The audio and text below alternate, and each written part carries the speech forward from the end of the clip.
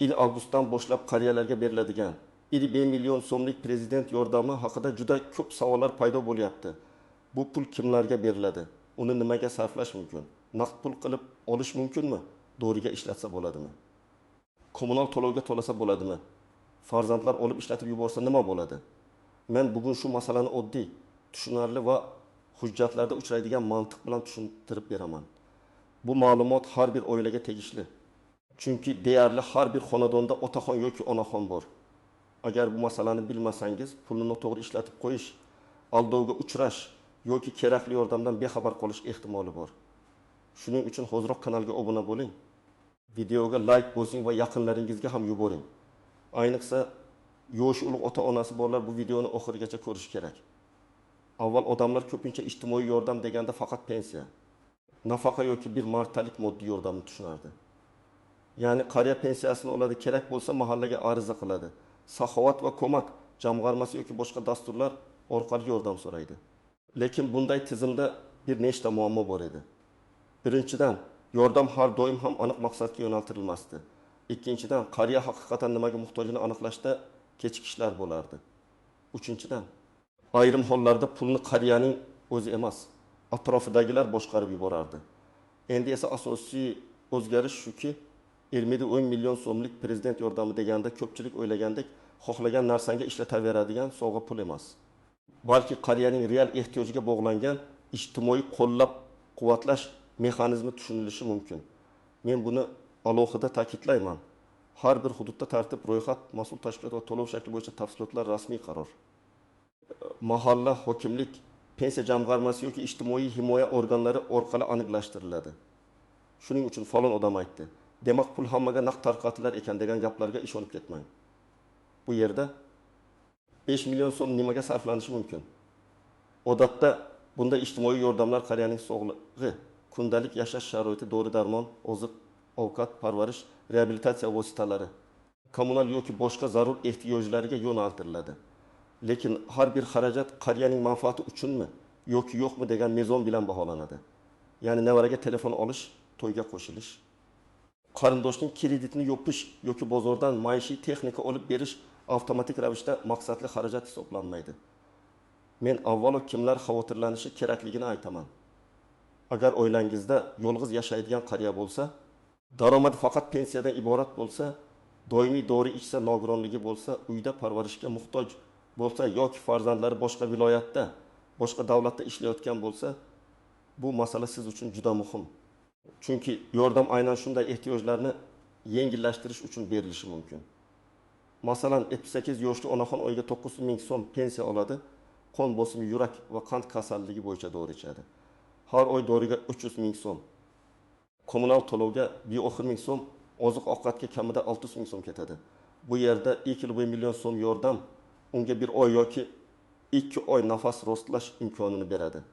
Agar u pulning 5 ming so'mi doriga, 700 ming so'mini oziq-ovqatga, 300 ming so'mini kommunal qarzga sarflasa, bu mantiqan qariyaning hayotiy ehtiyojiga to'g'ri keladi. Yana bir misol. Kambizning 2 yoshli otaxon insultdan keyin yurish qiyinlashgan. Unga tayoq, maxsus taglik, qon bosimini o'lchaydigan apparat yoki fizioterapiya kerak. Bunday holatda 1 million so'mni oddiy oziq-ovqatdan ko'ra reabilitatsiya vositasiga sarflash foydaliroq bo'lishi mumkin. Chunki to'g'ri tanlangan vosita otaxonning mustaqil harakatlanishiga yordam beradi.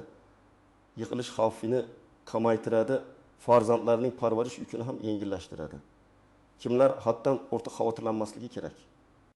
Agar qariya to'liq ta'minlangan bo'lsa, farzandlari doimiy qarab tursa, dorisi, oziq-ovqati, kommunal to'lovi o'z vaqtida to'lanayotgan bo'lsa, baribir rasmiy ma'lumotni tekshirish kerak, lekin vahimaga tushishga hojat yo'q. Chunki bunday dasturlarda eng avvalo ehtiyojmandlik, ijtimoiy holat, tibbiy va maishiy vaziyat e'tiborga olinadi. Men ham qariyaman, demak, menga ham majburiy beriladi degan xulosa har doim ham to'g'ri bo'lmasligi mumkin. Endi pul nimaga sarflanishi haqida aniqroq gaplashamiz. Birinchi yo'nalish dori-darmon. Qariyalar orasida eng katta xarajat ko'pincha dori bo'ladi. Yurak, bosim, qandli diabet, bo'g'im og'rig'i, ko'z, buyrak, oshqozon kasalliklari bo'yicha dorilar arzon emas. Lekin bu yerda muhim nuqta bor. Dori shifokor tavsiyasi bilan olinishi kerak. Dorixonadagi sotuvchi mana shuni oling, zo'r desa, bu yetarli asos emas. Iloji boricha retsept shifokor yozuvi yoki tibbiy ko'rik xulosasi bo'lsin. Chunki keyin pul qayerga ketadi degan savol tug'ilsa, sizda asos bo'ladi. Ikkinchi yo'nalish oziq-ovqat, bu ham tabiiy ehtiyoj. Lekin qariya uchun oziq-ovqat deganda bayramona dasturxon, qimmat shirinliklar yoki mehmon kutish xarajatlari emas, kundalik zarur mahsulotlar tushuniladi. Un, yog', guruch, go'sht, tuxum, sut mahsulotlari, sabzavot, meva, choy, dukkakli mahsulotlar. Masalan, 20 million so'mga bir oyga yetadigan sog'lomroq oziq-ovqat zaxrasi qilsa bo'ladi. Qand kasali bor odamga shirinlik emas, parhezga mos mahsulot olish kerak. Bosimi baland odamga juda sho'r konservalar yoki zararli mahsulotlarni ko'paytirish to'g'ri emas. Uchinchi yo'nalish kommunal to'lovlar. Ko'p qariyalarda gaz, elektr suv yoki chiqindi to'lovidan qarz yig'ilib qoladi. Ayniqsa qishda isitish xarajati ko'payadi. Agar qariya sovuq uyda yashasa, bu uning sog'lig'iga bevosita ta'sir qiladi. Qon bosimi oshadi, shamollash kuchayadi, bo'g'im og'riqlari zo'rayadi. Shuning uchun yordamning bir qismini kommunal qarzni yopishga sarflash juda mantiqli bo'lishi mumkin. Lekin to'lov qariyaning uyi yoki u yashayotgan xonadon bo'yicha bo'lishi kerak. Masalan, biraning boshqa uydagi elektr qarzini yopish bu yordamning maqsadiga mos kelmasligi mumkin. To'rtinchi yo'nalish parvarish va maishiy sharoit. Yosh katta odam uchun ba'zan oddiy ko'rinadigan narsalar juda muhim bo'ladi. Issiq ko'rpa, qulay oyoq kiyim, sirpanmaydigan gilamcha, hammomda tutqich, ko'zoynak, eshitish moslamasi uchun batareya, qon bosimi apparati, glyukometr, maxsus parvarish vositalari. Masalan, 76 yoshli onaxon hammomda yiqilib tushsa, davolanish xarajati 20 milliondan bir necha barobar ko'p bo'lishi mumkin. Demak, oldini olish uchun uyga tutqich o'rnatish yoki sirpanishga qarshi qoplama olish ham oqilona xarajat hisoblanadi. 5-yo'nalish tibbiy tekshiruv. Ko'p qariyalar pul ketadi deb shifokorga bormay yuradi. Natijada kasallik kech aniqlanadi. Agar yordam hisobidan qon tahlili, yurak tekshiruvi, ko'z shifokori, ultratovush yoki boshqa zarur ko'rikdan o'tish imkoni bo'lsa, buni kechiktirmaslik kerak. Lekin yana takrorlayman, tasodifiy, keraksiz, qimmat tekshiruvlarga yugurish shart emas. Avval oilaviy shifokor yoki poliklinikaga murojaat qilib, qaysi tekshiruv zarurligini aniqlang. Endi eng ko'p xato qilinadigan joylarga o'tamiz. Birinchi xato, pul qariyaniki, demak farzandlari xohlagancha ishlatadi deb o'ylash. Yo'q, bu pul qariyaning ehtiyoji uchun beriladi. Farzandlari yordamchi bo'lishi mumkin. Hujjat yig'ishi mumkin, do'konga borib kelishi mumkin. Lekin qarorni qariyaning manfaatiga qarab qabul qilish kerak. Agar qariya aqli rasa o'z fikrini ayta olsa, uning roziligi birinchi o'rinda turadi. Ikkinchi xato, naqd pul bo'lsa, uni qarzga berib yuborish.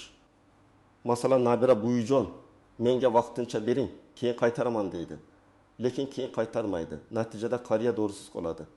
Men bunday vaziyatlarda juda qat'iy maslahat beraman. Bu pulni qarzga bermang, to'yga bermang, boshqa odamning kreditiga bermang. Qariya uchun ajratilgan yordam qariyaning sog'lig'i va yashashiga xizmat qilishi kerak. Uchinchi xato, firibgarlarga ishonish. 20 millionni chiqarib beraman. Oldindan 1000 so'm tashlang. Kartangiz raqamini yuboring, SMS kodini ayting, pasport rasmini Telegramga jo'nating degan gaplar juda xavfli. Hech qachon SMS kodini bermang. Bank kartasi parolini aytmang. Rasmiy xodim sizdan karta parolini so'ramaydi. Agar kimdir pul evaziga yordamni tezlashtirib berishni va'da qilsa, avval mahalla yoki tegishli idoraga borib tekshiring. 4-nozik jihat, hujjat va cheklarni saqlash. Ko'pchilik men to'g'ri oldim, bo'ldi deb chekni tashlab yuboradi. Men bunday qilmaslikni maslahat beraman. Dorixona cheki, kommunal to'lov kvitansiyasi, tibbiy xizmat shartnomasi, mahsulot ro'yxati, shifokor tavsiyasi. Ariza nusxasi hammasi alohida papkada tursin. Bu nafaqat tekshiruv uchun, balki oilaning o'zi uchun ham kerak. Keyingi oy qaysi doriga qancha ketganini ko'rib, xarajatni rejalashtirish osonlashadi. 5-nozik jihat. Qariyaning yashash joyi. Ba'zan qariya bir joyda ro'yxatda turadi, lekin boshqa farzandinikida yashaydi. Bunday holatda qayerga murojaat qilish, qaysi mahalla ro'yxatga olishi, qaysi hudud mas'ul bo'lishi masalasi aniqlashtirilishi kerak. Chunki rasmiy tizim ko'pincha doimiy ro'yxat, amalda yashash manzili va mahalla ma'lumotiga qaraydi. Agar shu masala oldindan to'g'rilanmasa, yordam kechikishi mumkin. 6-nozik jihat, nogironligi bo'lgan qariyalar. Agar qariyada nogironlik guruhi bo'lsa, u boshqa turdagi imtiyoz va yordamlarni ham olishi mumkin. 1,1 million so'mlik yordam bu imtiyozlarni bekor qiladi degan xulosaga shoshilmang. Lekin bir xil xarajat uchun 2 marta yordam rasmiylashtirish mumkinmi yoki yo'qmi? Buni albatta aniqlash kerak. Masalan, eshitish apparati boshqa dastur orqali bepul beriladigan bo'lsa, 1,5 millionni unga emas, doriga yoki parvarish vositasiga yo'naltirish foydaliroq bo'lishi mumkin. 7. Nozik jihat, oiladagi kelishmovchilik. Ba'zan aka, uka, opa, singillar qariyaning puli ustida tortishib qoladi. Biri doriga olaylik deydi, boshqasi uyga narsa olaylik deydi. Yana biri men qarab yuribman, menga bering deydi. Men bunday holatda oddiy yo'lni tavsiya qilaman. Avval qariyaning real ehtiyojlari ro'yxatini tuzing. Dorilar, oziq-ovqat, kommunal qarz, parvarish vositalari, shifokor ko'rigi. Keyin eng zaruridan boshlang. Qarindoshlarning qulayligi emas, qariyaning salomatligi birinchi o'rinda bo'lsin. Endi siz nima qilishingiz kerakligini bosqichma-bosqich aytaman. Birinchi qadam, rasmiy ma'lumotni tekshiring. Mahallaga boring, hokimlikning ijtimoiy bo'limidan so'rang. Inson ijtimoiy xizmatlar markazi yoki tegishli ijtimoiy himoya organlariga murojaat qiling. Agar pensiya jamg'armasi orqali ma'lumot berilsa, u yerdan aniqlang. Telefon orqali eshitgan gap bilan cheklanib qolmang. Imkon bo'lsa mas'ul xodimdan tartibni aniq so'rang. Kimlarga beriladi? Qanday hujjat kerak? Pul naqdmi yoki maqsadli to'lovmi? Muddat qachongacha? Ikkinchi qadam, qariyaning hujjatlarini tayyorlang. Odatda pasport yoki ID karta, pensiya guvohnomasi yoki pensiya olishini tasdiqlovchi ma'lumot, nogironlik bo'lsa tegishli hujjat, yashash manzili bo'yicha ma'lumot, bank kartasi rekvizitlari, tibbiy xulosa yoki shifokor tavsiyasi kerak bo'lishi mumkin. Hamma hujjatning nusxasini alohida papkaga solib qo'ying. Agar qariya o'zi bora olmasa, vakillik masalasi, ishonchnoma yoki uyga kelib o'rganish tartibini so'rang. 3-qadam, ehtiyoj ro'yxatini yozib chiqing. Bu juda muhim. Masalan, onamga kerak bosim dorisi bidaqdan 1000 so'm, qand dorisi 2000 so'm, glyukometr uchun test tasmasi 1000 so'm, kommunal qarz 300 so'm, oziq-ovqat 1000 so'm, ko'zoynak 2000 so'm. Shunday ro'yxat bo'lsa, pul kelganda sarosima bo'lmaydi. Eng zarur xarajat birinchi bajariladi, qolganiga keyin qaraladi. 4-qadam, xarajatni hujjatlashtiring. Dorixonadan chek oling. Kommunal to'lovni ilova yoki kassada qilsangiz, kvitansiyani saqlang. Tibbiy xizmat bo'lsa, shartnoma yoki to'lov hujjatini oling. Agar bozor yoki kichik do'kondan mahsulot olsangiz, hech bo'lmasa xarajat ro'yxatini yozib boring. 3 avgust oziq-ovqat 20 so'm, 3 avgust dori 10 so'm deb qayd qilib qo'yish ham oilaviy nazorat uchun foydali. 5-qadam, qariyaning roziligini oling. Bu juda oddiy, lekin juda muhim masala. Agar otangiz yoki onangiz fikrini ayta olsa, mana shuncha pul keldi. Avval dorilaringizni olaylikmi, kommunalni yopaylikmi deb so'rang. Qariya o'zini chetga surilgandek his qilmasin. Bu nafaqat huquqiy, balki insoniy masala hamdir. Yoshi katta odamning hurmati puldan oldin turadi. 6-qadam, shubhali takliflardan saqlaning. Kimdir mening tanishim bor, pulni tez chiqaramiz desa, ishonmang. Kimdir karta ochib berishni bahona qilib pul so'rasa, tekshirmasdan bermang. Kimdir hujjatlaringizni menga tashlab keting desa, rasmiy idora ekaniga ishonch hosil qiling. Eng xavfsiz yo'l mahalla binosi, rasmiy markaz, bank bo'limi yoki davlat xizmatlari markazi orqali harakat qilish. 7-qadam, yordam yetmasa, qo'shimcha imkoniyatlarni so'rang. 5 million so'm hamma muammoni hal qilib bermaydi.